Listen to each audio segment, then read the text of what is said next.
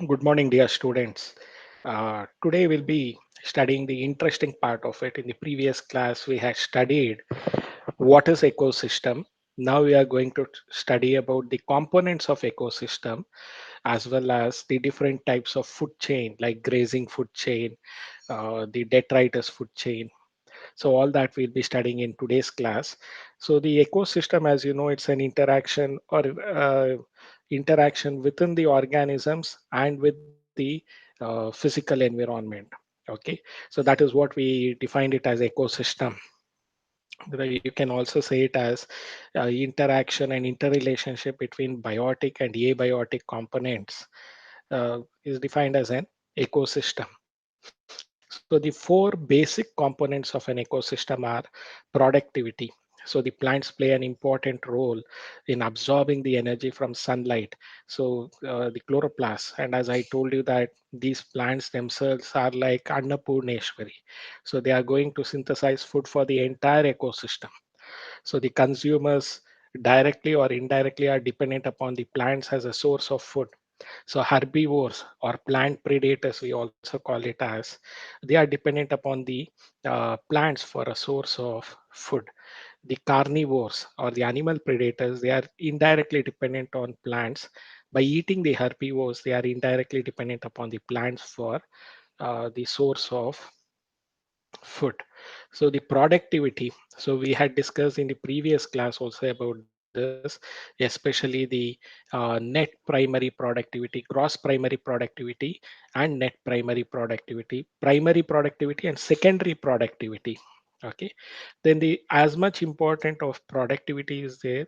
Another important aspect in an ecosystem is decomposition. So the dead organic remnants, the excreta of the animals, they all have to be degraded. So the decomposition is also equally important role that an ecosystem has.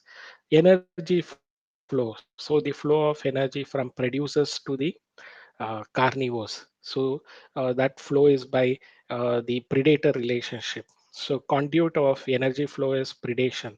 So you might have studied this in this interaction, population interaction. Different types are there: predation, parasitism, mutualism, commensalism, amensalism. All that you might have studied. So the conduit of flow of energy flow is by predation.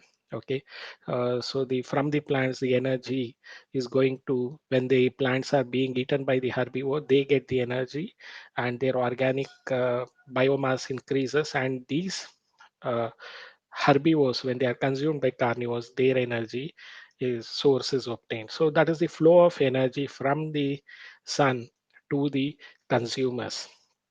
So the flow of energy takes place.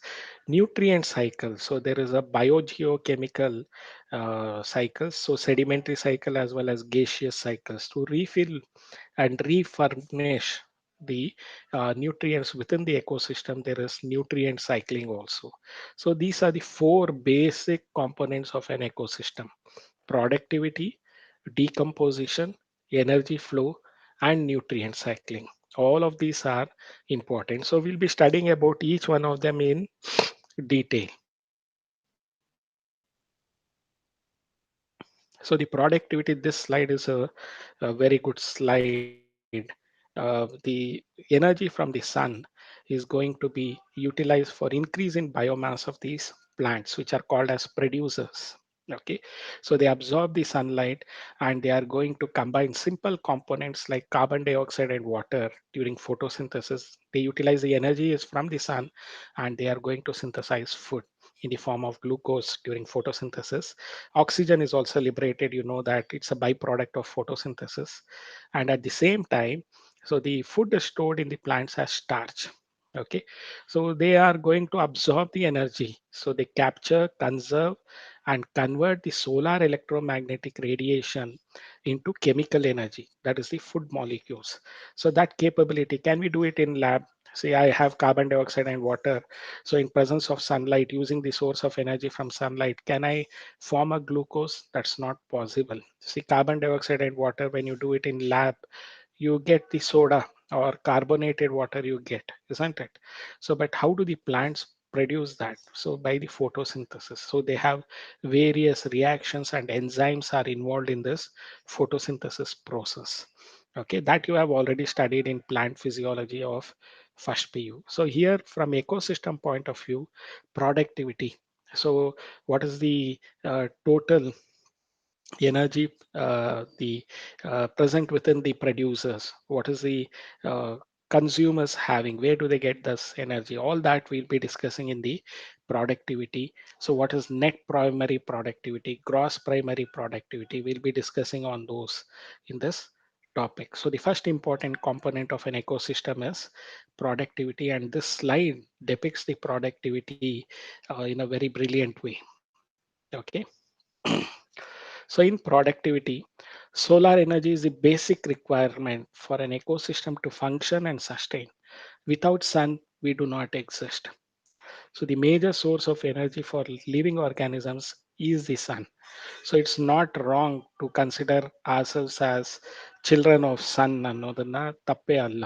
There is nothing wrong at all, because from the plants to the secondary consumers, either directly or indirectly, we are obtaining the source of energy from the sun. So when we discuss about the flow of energy, I'll be telling you how the solar energy finally reaches the secondary consumers and tertiary consumers. Okay, so the solar energy is the basic requirement for an ecosystem to function and sustain.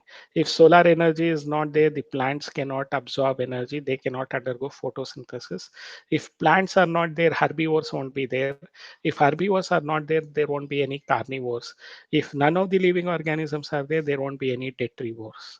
So the solar energy is the basic requirement for an ecosystem to function and sustain. So you can understand that uh, the importance of this solar energy, the amount of biomass. So biomass andre weight of an organic matter. Okay, so the amount of biomass or organic matter produced per unit area, so produced per unit area over a time period by plants during photosynthesis is called primary production. So primary production is amount of biomass or organic components matter produced per unit area over a period of time by plants uh, by photosynthesis. During photosynthesis, we call it as primary production. So the units are, it is expressed in weight, that is per gram square, or g to the power of minus 2, you can say it as per gram square, or g to the power of minus 2, or energy, it is uh, kilocalories per meter square. So kilocalories per meter square, or in weight, you can express it as primary production as per gram square. As energy, you can express it as kilocalories per meter square. So the amount of biomass or organic matter produced per unit area over a period of time by plants during photosynthesis, we call that as primary production. That is the definition of primary production. The units is, if you are looking into weight, it is per gram square. If you are going to measure it in terms of energy, it is kilocalorie per meter square.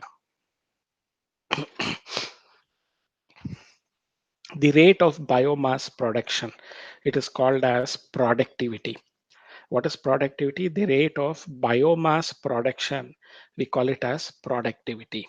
Okay, so it is divided, it is expressed. See, the productivity is expressed in units of primary production is different. So productivity is expressed in units of per gram square per year. Okay, or you can also express it as kilocalories per meter square per year. So it is per year for the increase in biomass production. So it includes time. So the time is, we are using it in terms of year here. So the rate of biomass production is called productivity. Productivity is expressed in units of per gram square per year, or kilocalorie per meter square per year. So that is how we are expressing the unit of productivity. So the productivity is of two types: gross primary productivity, GPP, and net primary productivity. It is similar to gross salary, net salary, and then so the productivity is of gross primary productivity and net primary productivity. See the gross primary productivity. So you have a slide here to show that. See the from the sun, the biomass is increased in the producers, so we call it as primary production. So per unit of area per uh, during a time period, so that we call it as primary productivity. So from the primary productivity, the biomass that is obtained by the consumers, we call it as secondary productivity. That is the reason we have shown this slide with the symbols. From the sun they are capturing the energy and utilizing it for the primary productivity. So the amount of biomass obtained from the in the consumers, the increase of that we call it as secondary productivity. So that's the reason this diagram is shown. Very good diagram to indicate primary productivity and secondary productivity. So the gross primary productivity, GPP, what is it defined as? It is the rate of production of organic matter during photosynthesis. The rate of production of organic matter during photosynthesis. So a considerable amount of GPP is used by plants for respiration. So the plants use this considerable amount of GPP, that is gross primary productivity. It is used by plants for respiration. So they are using it for respiration. So net primary productivity is GPP minus R. So the rate of production of organic matter during photosynthesis, we call it as gross primary productivity. A considerable amount of gross primary productivity is used by plants for respiration. So what is net primary productivity? The available biomass for the consumption to heterotrophs. So the available biomass in the producers, in the plants for consumption two heterotrophs, that is herbivores and decomposers. So it is called as net primary productivity. So net primary productivity, it is the available biomass for the consumption to is heterotrophs, which includes herbivores and decomposers. So we call it as net primary productivity. So the available biomass in the plants for the consumption to heterotrophs, that is herbivores and decomposers. So we call it as net primary productivity. So NPP is given by this equation. So net primary productivity equals gross primary productivity minus respiration. So net primary productivity is defined as gross primary productivity minus respiration loss. So energy is lost in there during energy respiration. So that we call it as minus R. So respiration losses. So then secondary productivity. What is secondary productivity? The rate of formation of new organic matter, the rate of formation of new organic matter by consumers, we call it as secondary productivity. The rate of formation of new organic matter by the consumers, we call it as the secondary productivity. So primary productivity varies in different ecosystem. The variation in primary productivity in different ecosystem, it depends on the plant species which are inhabiting an area, environmental factors, availability of nutrients, photosynthetic capacity of plants. So the biomass primary productivity varies in different ecosystems because of it depends on the plant species which are occupying that area or inhabiting an area, the environmental factors. Third one is the availability of nutrients, then photosynthetic capability of the plants, photosynthetic capacity of the plants. All these parameters are going to decide the primary productivity, and primary productivity varies in different ecosystems because of these parameters, that is the type of plant species inhabiting an area, nutrient availability, environmental factors, the capacity, photosynthetic capacity of the plants. See, the annual net primary productivity of the entire biosphere, it is around 170 billion tons. So 170 billion, billion andre, so 100 million is 1 billion. Okay, so 1 million is 10 lakhs in terms of Indian terms. We call it as 10 lakhs is 1 million. So 170 billion tons. So is the annual net primary productivity of the entire biosphere Earth. It is about 170 billion tons of organic matter. Of this, despite occupying 70% of the surface, the productivity of the ocean is only 55 billion tons. So the 75% of the 70% of the entire Earth is occupied by oceans, isn't it? But the productivity in the oceans is only 55 billion tons when compared to 170 billion tons of organic matter. So the land regions, the terrestrial areas, they are having more net primary productivity than the oceans. That is what you can understand. So only 55 billion tons is the productivity of the ocean. Then we'll go for the next component that we'll discuss is decomposition.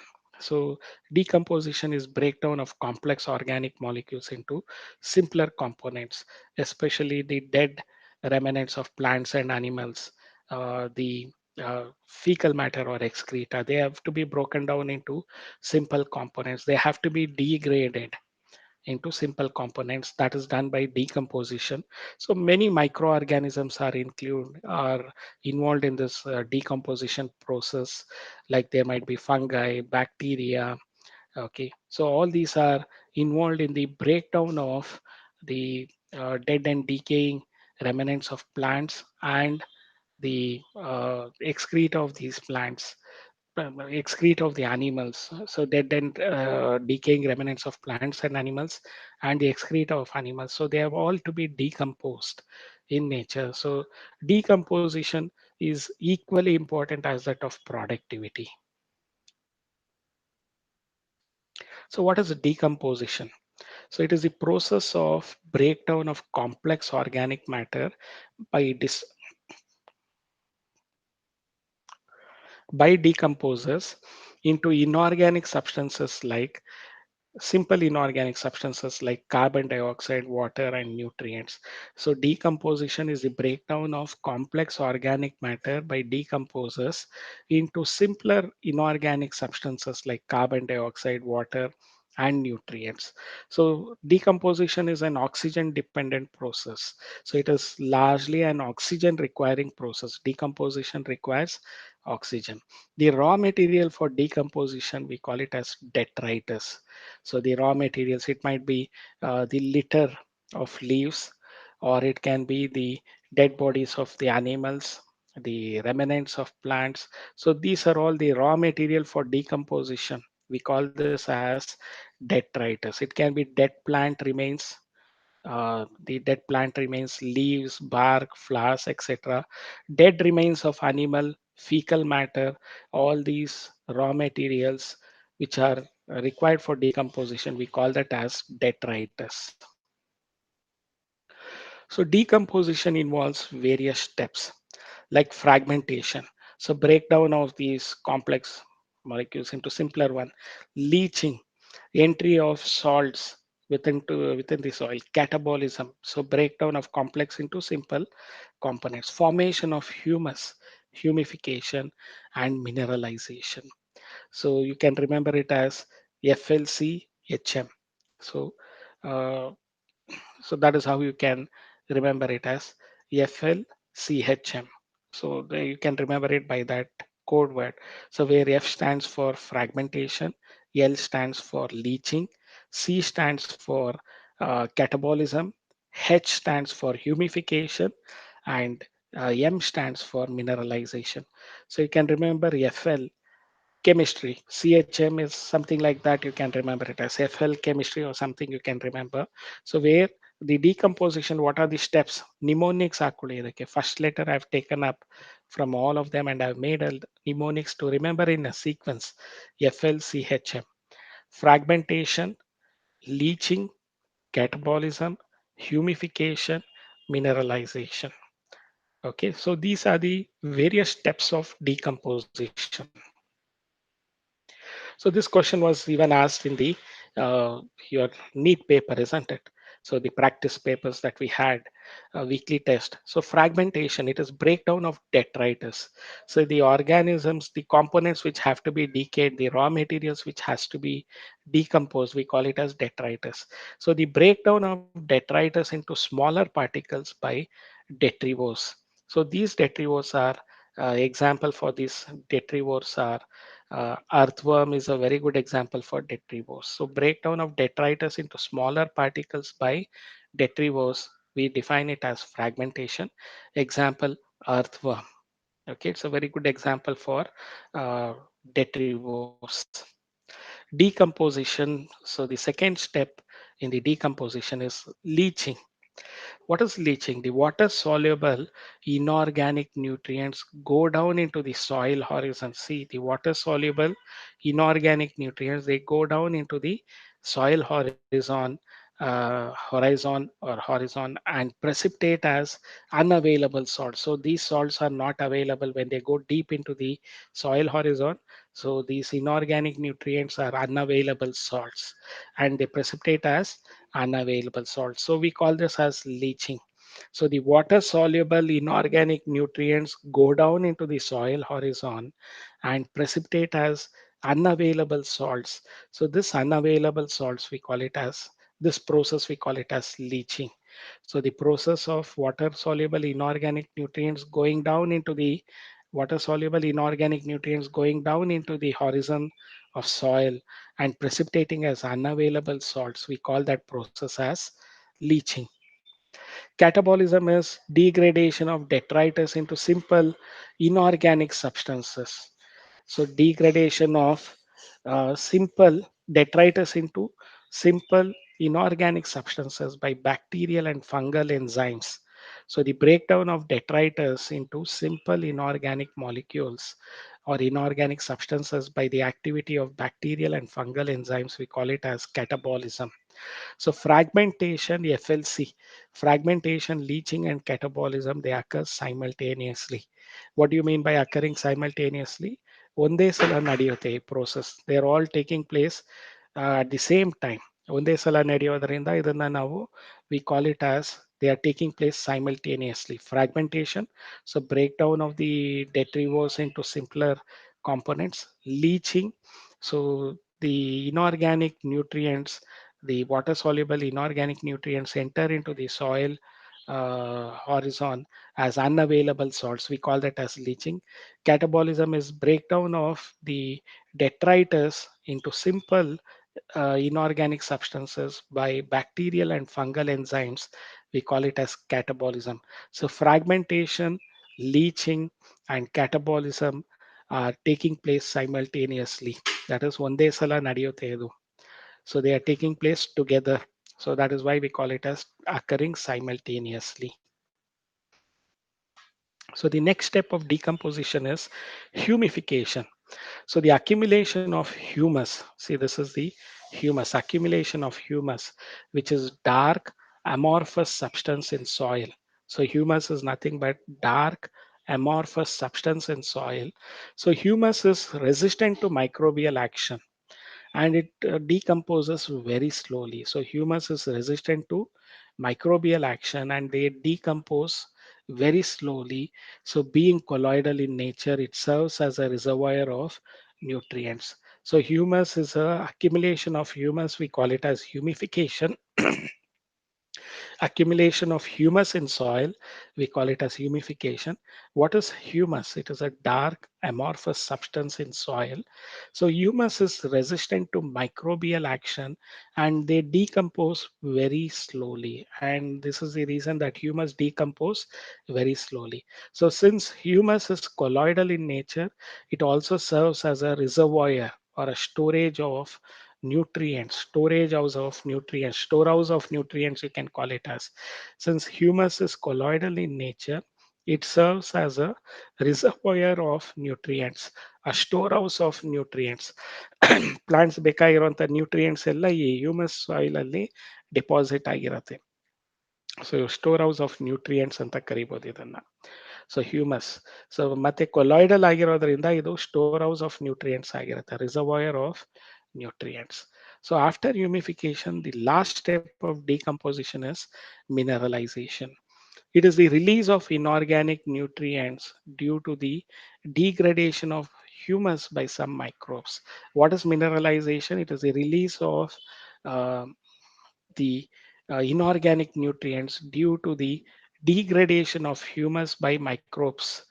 So some microbes, they act on the inorganic nutrients of the uh, so it is the release of inorganic nutrients due to the degradation of humus by microorganism. We call that process as mineralization. So ಇಲ್ಲಿ inorganic nutrients release ಆಗುತ್ತೆ whenever the humus is acted by the microbes. So they are going to release this inorganic nutrients. ಈ process ನ ನಾವು mineralization ಅಂತ ಕರಿತೀವಿ. So the diagrammatic representation of decomposition cycle in a terrestrial ecosystem. So we'll begin with the tree. A tree grows in the soil. So the leaves fall, a green leaf falls to the ground. So this cycle you have to remember about diagram ಆಗು ಕೊಡ್ಬೋದು. So some of these leaves are eaten by insects and other animals. So the nutrients enter and energy enter the food cycle. A green leaf falls to the ground. So some of them are eaten by insects and other animals. Nutrients enter and energy enter into the food web. So but some majority of them, they are decomposed by the earthworm. Fragmentation agate. So some nutrients leach into soil and they are the unavailable salts. So leach into soil by chemical action. Some of these nutrients leaves partially consumed by decomposers such as fungi and bacteria. They begin to lose form and they become litter. Okay. So further decomposition by earthworms, bacteria, soil mites, fungi, etc. So the litter becomes organic rich soil. Okay, so that is how some nutrients leach into soil by chemical reaction, and litter uh, decomposes by fragmentation by the earthworm, and this leaves partially consumed by they enter, and again the trees utilize this as the humus, and the energy is brought back for the growth of the producer. So leaves partially consumed, they begin to lose form and become litter, which I have already discussed about. So this is the diagrammatic representation of decomposition cycle in a terrestrial ecosystem.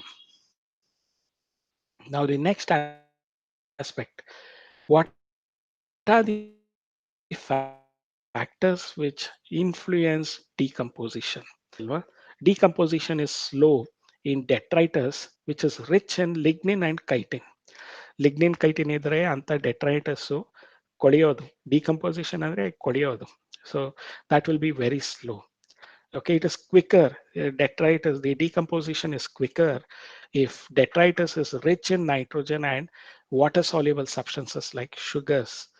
So if the detritus is rich in water soluble substances like sugars and nitrogen, so the decomposition is quite fast, it is quicker. So climatic factors also influence decomposition. So especially the temperature and soil moisture. So warm and moist environment favor decomposition. Low temperature and anaerobiosis. So anaerobiosis ಅಂದ್ರೆ absence of oxygen ಅಲ್ಲಿ fermentation ಆಗೋದು. So low temperature and anaerobiosis, they are going to inhibit or stop decomposition, which results in buildup of organic materials. So ಕೊಳೆಯಲ್ಲ ಅಲ್ಲಿ decomposition ಆಗಲ್ಲ. As a result of it, there is a buildup of organic materials. So based on the various factors, decomposition in case of lignin and chitin, the decomposition is slow. In detritus, which is rich in lignin and chitin. So the detritus, which is rich in nitrogen and water soluble substances like sugar, they show a quicker decomposition. Climatic factors also play an important role in decomposition. In warm and moist temperatures, moist environment, they favor the decomposition, whereas low temperature and anaerobiosis, they inhibit decomposition, resulting in buildup of organic materials. So they inhibit decomposition, which results in buildup of organic materials, you can notice. So decomposition will be affected if they have low temperature and anaerobiosis. They inhibit decomposition. ಕೊಳೆಯೋದನ್ನ ನಿಲ್ಸುತ್ತೆ. So resulting in buildup of organic materials. So those are the steps involved in decomposition. So that is the important part of it. So the steps involved in decomposition. So mineralization also we discussed about, and factors influencing decomposition we discussed. Next is energy flow. A very beautiful slide showing the sunlight penetrating through the various gaps that is available, and they are uh, eliminating the plants. Okay, sunlight plays an important role in the flow of energy. Without sun, no life can exist, to be very, very frank. So directly or indirectly, we are having energy which is obtained from the sun. So plants, they are directly utilizing the solar energy. So in creating food, so the food which is created using the solar energy, we are consuming it. Okay, so that is how you can notice this energy flow. So a very good slide which indicates the energy flow from the sun to the producers, producers to consumers, that is herbivores. Primary consumers are herbivores, secondary consumers are carnivores. So the flow of energy still the decomposes. This energy flow is shown, and the flow of energy is unidirectional. Okay, and it is irreversible process, unidirectional and irreversible. So sun is the only source of energy for all the ecosystems except deep sea hydrothermal ecosystem. Sun is the only source of energy for all the ecosystem, terrestrial, aquatic, man-made. Sun is the only source of energy.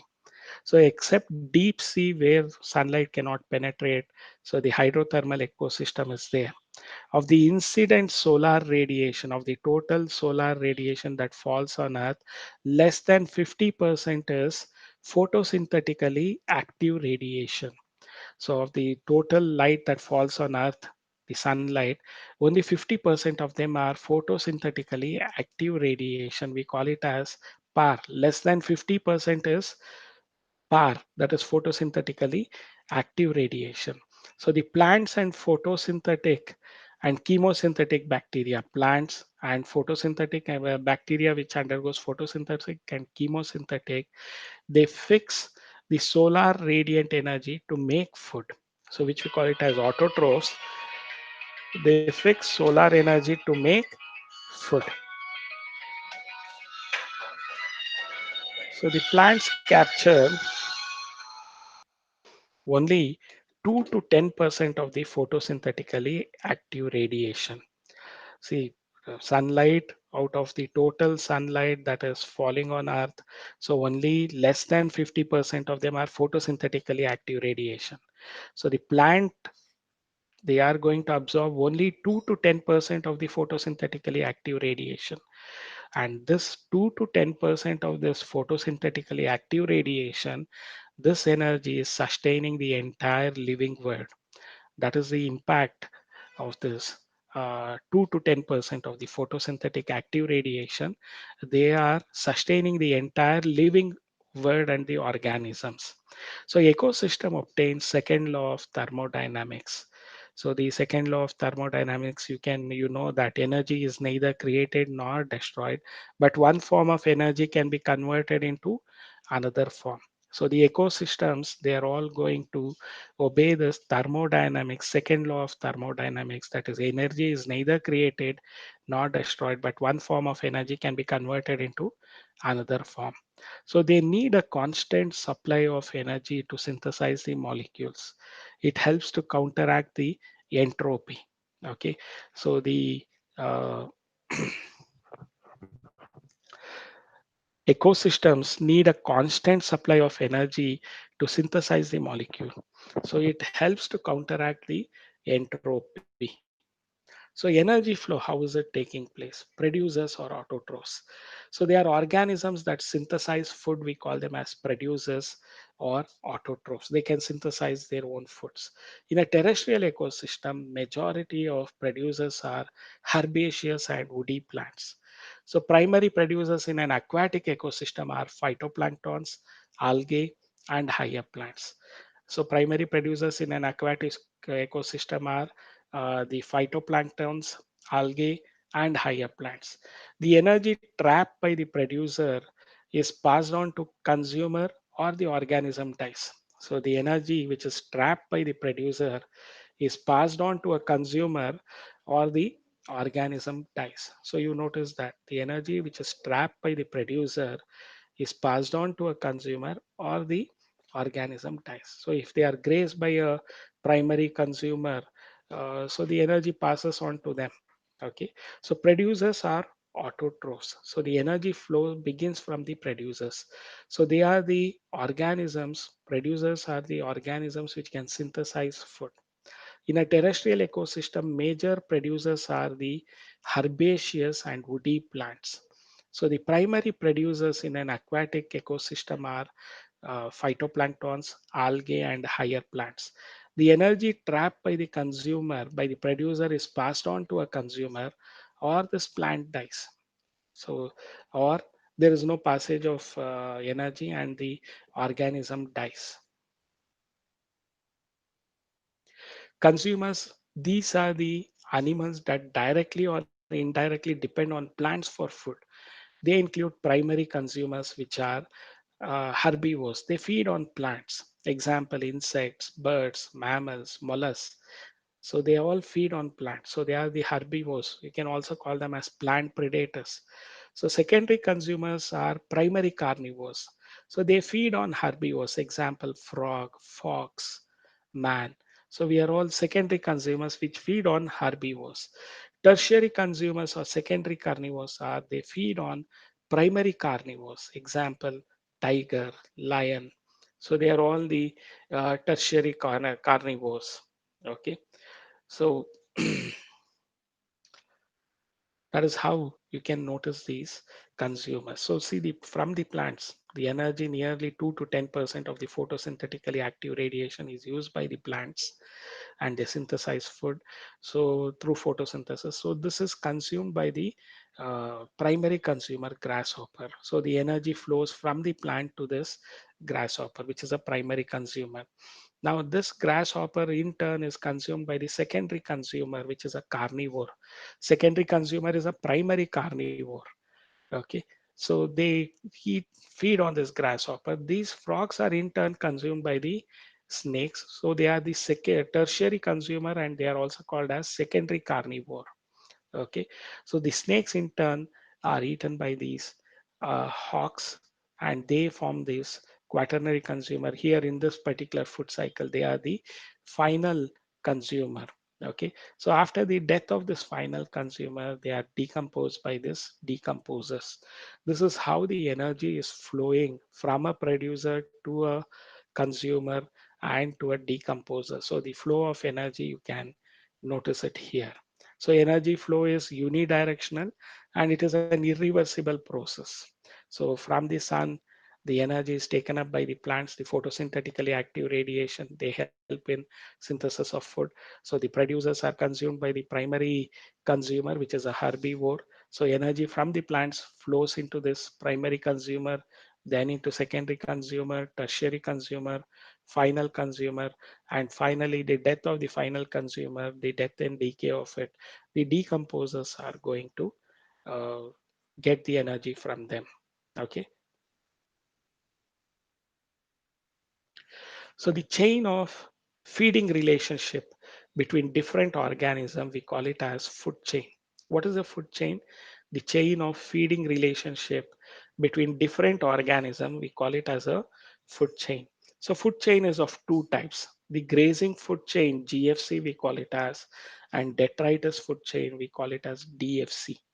So grazing food chain, detritus food chain. So the chain of feeding relationship between different organisms, we call it as a food chain.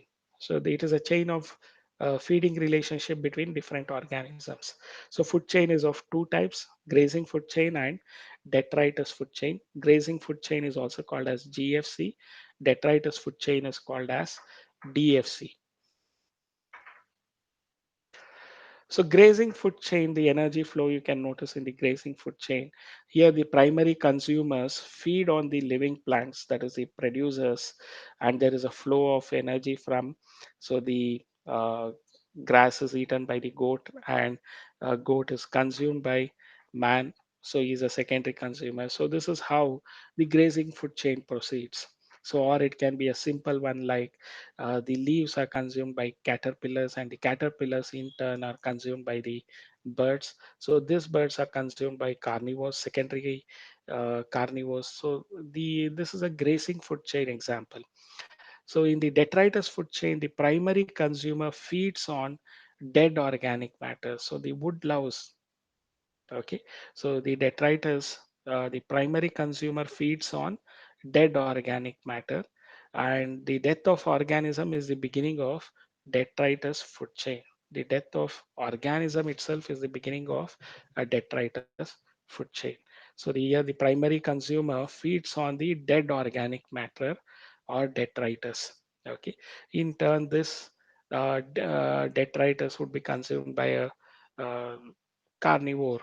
Okay, so the death of an organism itself is the beginning of a detritus food chain. So detritus is made up of decomposers or saprotrophs such as fungi and bacteria. So they secrete digestive enzymes that break down detritus into simple inorganic materials which are absorbed by them. Thus they get energy and nutrients. So detritus is made up of decomposers or saprotrophs such as fungi and bacteria. They secrete digestive enzymes that break down the detritus into simple inorganic materials which are absorbed by them. Thus, they get the detritivores they get, or the decomposers they get energy and nutrients from the decomposition of the detritus. So Pseudomonas, a decomposer bacterium, you can see the slide of them. Mushroom is a saprophytic fungi, a decomposer fungi. They are found growing on dead and decaying wood. So decomposing fruits due to this fungi. So you can notice that the fruits are getting decomposed due to this fungi. So detritus, it is made up of decomposers or saprotrophs such as fungi and bacteria. They secrete digestive enzymes that break down detritus into simple inorganic materials, which are absorbed by them. Thus, they get energy and nutrients. See, in an aquatic ecosystem, grazing food chain is the major conduit of flow of energy. In a terrestrial ecosystem, much amount of energy flows through the detritus food chain than through grazing food chain. So in aquatic ecosystem, grazing food chain is the major conduit for energy flow. But in a terrestrial ecosystem, detritus food chain is major conduit of energy flow is in terrestrial ecosystem as detritus food chain than the grazing food chain. So detritus food chain may be connected with grazing food chain at one or the other part at some levels. Some organisms of the detritus food chain are prey to the grazing food chain animals. So some of the organism of detritus food chain are prey to the grazing food chain animals. Animals like cockroaches, crows, humans, etc. are omnivores.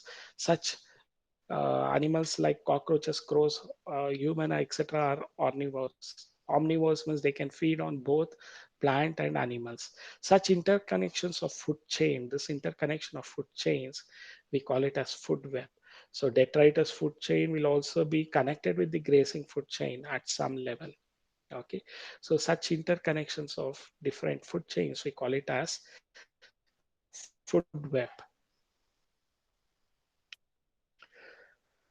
So the energy flow, we are again discussing about a specific place of organism in the food chain, a specific position of the organism in the food chain. We call it as trophic level. So a specific position or status of an organism in the food chain is called as trophic level. So the primary producer. So the first trophic level is primary producer, example phytoplankton, grass, trees, etc. The primary consumer. This is the second trophic level is the primary consumer, example zooplankton, grasshopper, cow, etc. The secondary consumer is the third trophic level is secondary consumer, example birds, fishes, wolf, etc. They can also be called as primary carnivore. Tertiary consumer is the fourth trophic level. They are also called as top carnivore. Example, man, lion, etc. They come under the fourth trophic level or the top carnivore, and they are also called as secondary carnivores. Okay, so the trophic level, a specific place of an organism in the food chain, we call it as their trophic level. Plants have it at the primary producers. Primary consumers are zooplankton, grasshopper, cow, deer. They are all primary consumers. They are the second trophic level. Secondary consumer are the third trophic level. Fourth trophic level is the tertiary consumer. So energy flows through different trophic level from sun. Some amount of energy is lost as heat. So the some of the nearly 2 to 10% of photosynthetically active radiation is taken up by the producers, the first trophic level producers. From this trophic level, the energy is taken up by the second trophic level, that is herbivores. Some amount of energy is lost as heat during respiration. The herbivores in turn are consumed by the third trophic level. Some amount of energy from the herbivore is lost as heat during respiration, and the energy flows into the third trophic level, carnivore. Fourth trophic level, that is the top carnivore. Again, there is a loss of heat during respiration, and so the energy level flows to the next fourth trophic level. So the decomposition of all these results and the they are decomposed. Okay, so energy is lost when they flow from one trophic level to another trophic level. Heat energy is lost. Okay, so let us discuss about this energy flow again. The amount of energy decreases at successive trophic level. When an organism dies, it becomes dead biomass or detritus. It is an energy source for decomposers. So organism at each trophic level, they depend on those at the lower trophic level for energy. So where do they get energy? For us, if we require energy, what are our sources of energy? Lower trophic level, like we eat the plant products or plants, okay, and or we eat the herbivores. It can be chicken, goat, or other things. So we eat the herbivores. So we go at a lower trophic level for our energy. So organisms at each trophic level depend on those at the lower trophical level for energy. So the dead biomass, they undergo the decomposition. So we call it as detritus. Okay, plant and animal remnants, the dead plant and animal remnants and its excreta, they form compose the detritus. The amount of living material in a trophic level at a given time is called standing crop. So the amount of living material in a trophic level at a particular time, we call it a standing crop. So the standing crop, it is measured as biomass, mass of living organisms, or number in a unit area. So biomass of a species is weighed in terms of fresh or dry weight. Okay, dry weight is more accurate because it is the exact mass of body which remains constant. So number of trophic levels in GFC is restricted as it follows 10% law. So the number of trophic level in grazing food chain is restricted as it follows the 10% law. Only 10% of energy is transferred to each trophic level from the lower trophic level. So plants, if they are having 1000 joules, so 10% of it will be passing on to the herbivore or the primary consumer. So 10% of 1000 is going to be 100. Okay, so 100 joules. So the secondary consumer, 10% of 100 is going to be so 10. So the tertiary consumer will be getting only 1 joule of energy. So the number of trophic levels in the grazing food chain is restricted due to this 10% law. So only 10% of energy is transferred to each trophic level. from the lower trophic level to the top carnivore. The flow of energy in grazing food chain follows this 10% law. Okay, so that completes our discussion of energy flow. So the nutrient cycling and the other components will be discussing in the next class. So in today's class, we discussed about net primary productivity. So the nutrient cycling is left out, which we'll be discussing in the tomorrow's class. Now, do you have any doubts or clarifications here, students?